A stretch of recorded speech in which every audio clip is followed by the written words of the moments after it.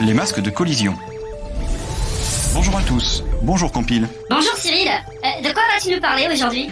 Je viens de le dire à la fin du générique, les masques de collision. Ah, je sens que c'est encore un truc de vieux gamer aigri. C'est vrai que ça concerne surtout les jeux 2D.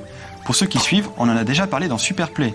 Radigo, si tu nous regardes. Bon allez, ça sert à quoi? À masquer les collisions? Non, c'est un terme technique et ça signifie qu'on va détecter des collisions.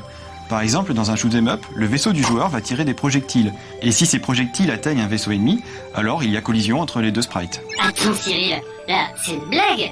Mais je comprends même pas pourquoi on en parle, mais c'est évident ce truc. Ah ouais? Eh ben comment tu ferais toi pour programmer ça? Je te donne un exercice. Le jeu se passe sur un écran de 800 pixels par 600, et on connaît les coordonnées X et Y de chaque sprite à l'écran. Je te vois venir. Bon alors soyons logiques. On va dire que le projectile a des coordonnées que je vais appeler X1 et Y1. Et le vaisseau ennemi a des coordonnées qu'on va appeler X2 et Y2. Tu suis Cyril? Je fais un test. X1 égale X2 et Y1 égale Y2. Alors j'en déduis que le projectile a les mêmes coordonnées que le vaisseau. Logique. Donc c'est la collision. Paf boum tagadam, score reçoit score plus 10. Ouais, alors regarde, voilà ton projectile. Ses coordonnées sont X1 et Y1, comme tu l'as dit. Maintenant voici le vaisseau ennemi. X1 n'est pas égal à X2 et Y1 n'est pas égal à Y2. Donc les deux objets ont des coordonnées différentes. Et pourtant regarde bien là.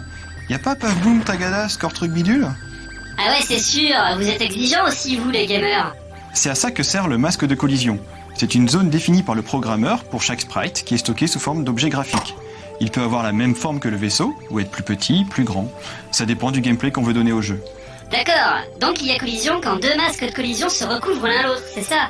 Mais le problème reste entier, et comment je fais moi pour savoir si les deux masques de collision se recouvrent? Alors une première technique consiste effectivement à faire des tests sur les coordonnées des bords du masque. Mais dans ce cas, ça ne marche que si le masque est rectangulaire. Sinon c'est vraiment trop chiant à faire, il faudrait tester les coordonnées de chaque pixel du masque. Typiquement on peut faire ce genre de choses sur un bout du décor destructible, sur lequel la précision de la collision n'est pas cruciale. Ouais, mais admettons que je vais faire un test de collision au pixel près sur un sprite hyper tordu. Ah, ça te la coupe là? Ouais, même pas peur. Pour les masques de collision complexes, on fait appel à la logique binaire. Rappelle-toi, l'opération logique et. Ah, parce que ça sert vraiment à quelque chose en fait? Je te rappelle rapidement que ça donne 0 et 0 égale 0, 1 et 0 égale 0, 0 et 1 égale 0, 1 et 1 égale 1. Maintenant, regarde les masques de collision.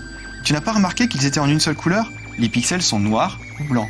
Ah ouais, d'accord, j'imagine qu'un pixel noir vaut 0 et un pixel blanc vaut 1. Et oui, maintenant superposons deux masques de collision. Pour ce faire, on va faire une opération et entre chaque pixel des deux masques de collision. Au final, seuls les endroits où les masques de collision se recouvrent apparaîtront en blanc. Si tout est à 0, il n'y a pas eu collision.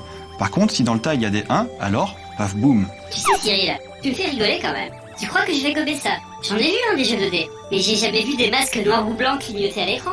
Attends, et tu prends les programmeurs pour qui là? Évidemment, c'est fait dans un coin de ta mémoire, mais ce n'est pas affiché.